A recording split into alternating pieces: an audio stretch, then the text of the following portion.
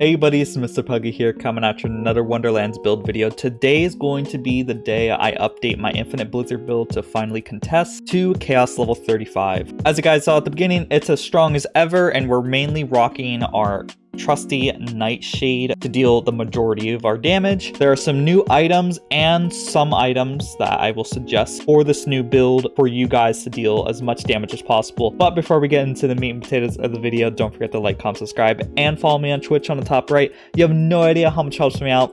And let's get into the video. Legendary? Whoa! No way, dude!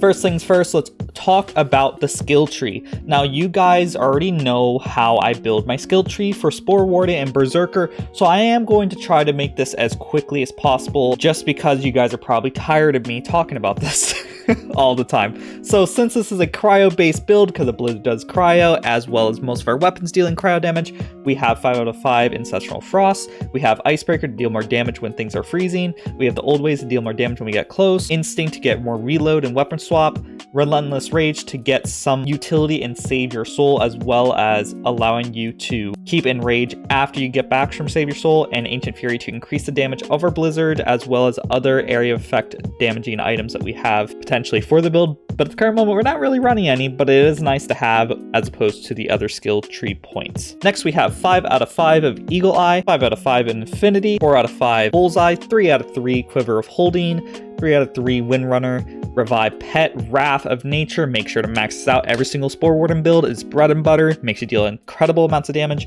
Headhunter increases your damage as well as Play the Angles allows you to cheese damage a lot. Main important parts are Windrunner to increase your speed and fire rate, as well as Wrath of Nature, like I said before. Affinity is great for ability damage to make Play the Angles deal more damage, as well as Eagle Eye, allowing you to deal more damage overall. Let's actually go over to the items now.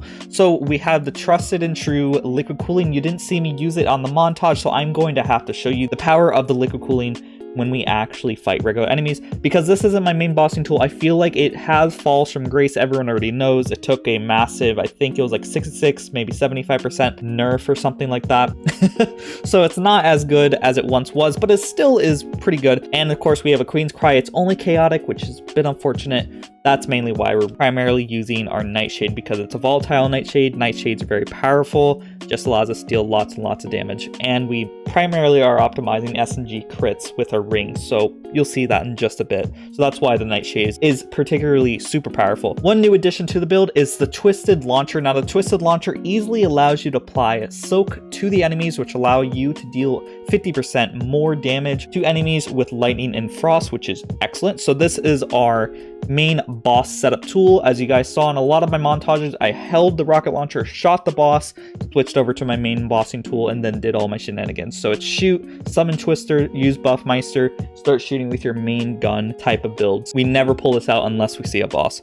Next, we have the Trusted and True Goblin Pickaxe. This just allows us to get our spells and axe skill back quicker, which is very essential because we want to get our main burst windows out as quickly as possible, as well as this Goblin Pickaxe sporting a pretty high attack speed, which is very, very fortunate for us, allowing us to hit faster, thus getting our action skill back very quickly. One nice thing to note on this particular build, because it is a Blizzard build, it actually uses an action skill that has a duration base. You can actually use the action skill active anointments, or I should say enchantments, that are extremely powerful. A lot of builds unfortunately lost out on the capability of using these enchantments, but our build is still able to do it, allowing us to increase our DPS by a significant amount. So that's the enchantment we have on our melee weapon. And I forgot to mention, all the enchantments we have on our main base guns are action skill start, increase damage dealt by 20%. I want that on my Queen's Claw as well, but I haven't quite rolled that, unfortunately. But ideally, you want on action skill start, increase damage dealt by 20%, because it lasts a whopping 20 seconds, which is going to be up indefinitely. You get Blizzard back really quickly with Goblin Pickaxe. Next, we are using a Body Ruin with action skill active, increase frost damage by 50%. No brainer, just increases the damage on our build by a lot. The Body Ruin allows us to do mobbing better, which is very nice, but our main bossing tool is going to be a Cursed Wit, which is, you know, a no-brainer. Once again, action skill active, increase frost damage by 50%. Next, we have a Smart Armor. Ideally, you would want a Cape of the Tides on your build if you don't have a launcher, or just even for general purposes, because I don't feel like the Smart Armor is providing as much damage as a Cape of Tide could potentially do, but I could not find for the life of me a Cape of Tides with 3 out of 3 Wrath of Nature, so I'm still running a Smart Armor.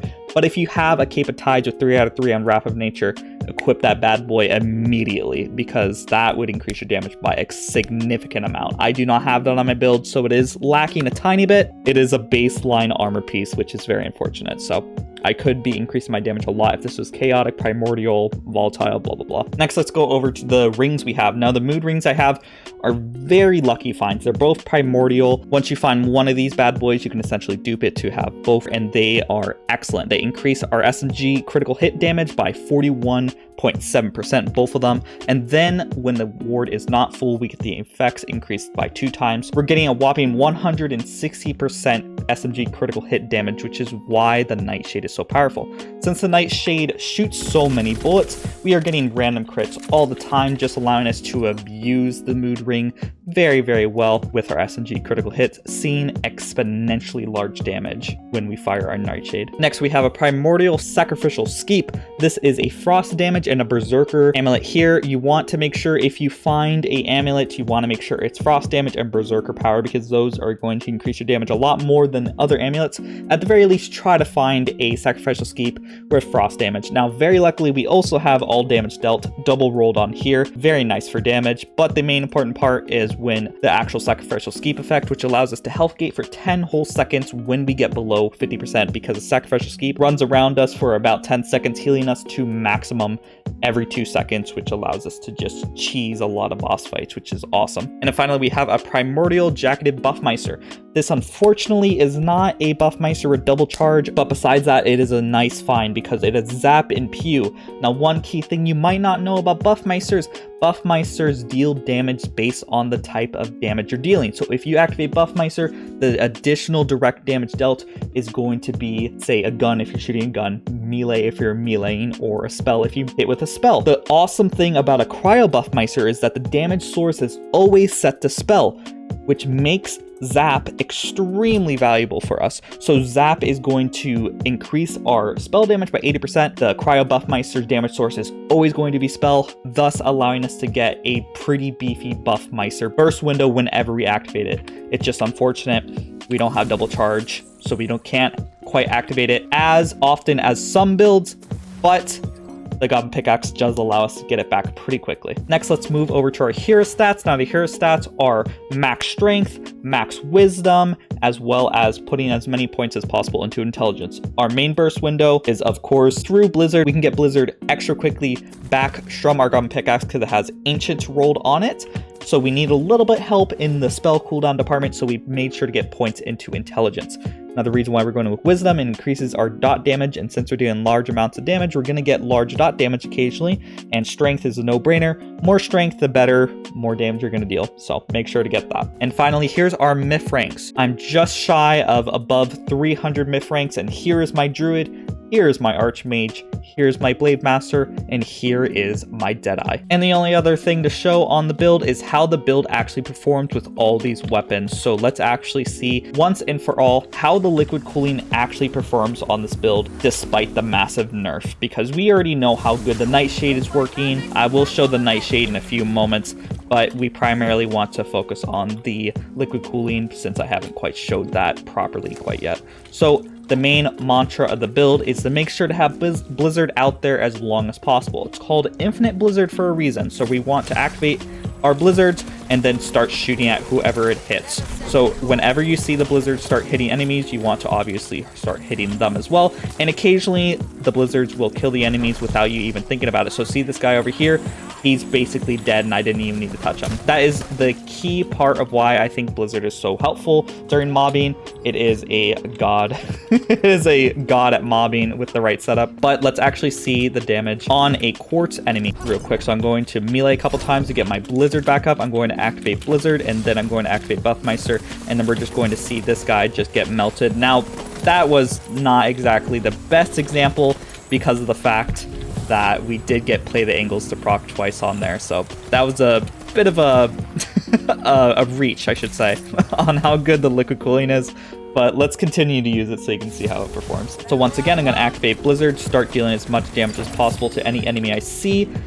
and just pretty much just go ham. We already know how strong and viable the liquid cooling can be when it hits crits, just allowing us to basically shoot indefinitely. This build really does allow you to capitalize on the damage of the liquid cooling as if it wasn't quite nerfed. But obviously, if it was at its former glory, this damage would be a lot better.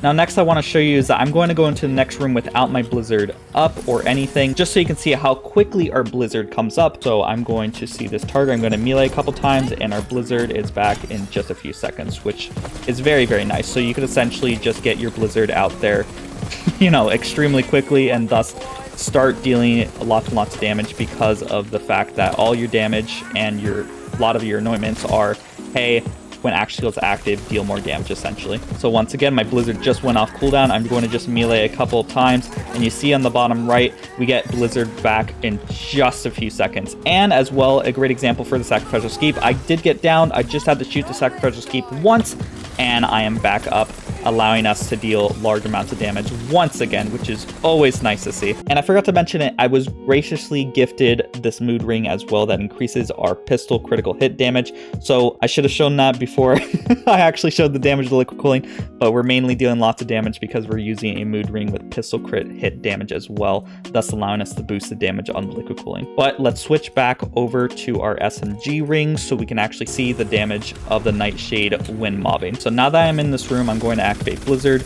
just try my best to deal as much damage as possible, and, you know, obviously just showcase the build as much as possible. So I'm going to activate Buffmeister, deal as much damage as possible, as quickly as possible, blah, blah, blah. And there we have it. Finally, we have the Taskmaster spawned. I'm just going to try my best to deal as much damage as possible. My game lags. I dealt so much damage, my game lagged. So that's a good sign. For the final demonstration, I will show the damage that we can do in an elite room, because oftentimes I will forget to make these portals elite to show you the damage of the build against elite enemies. Now that we're here, we're going to just activate Blizzard, obviously, to deal lots of damage, and activate Wrath of Nature to any enemy I see.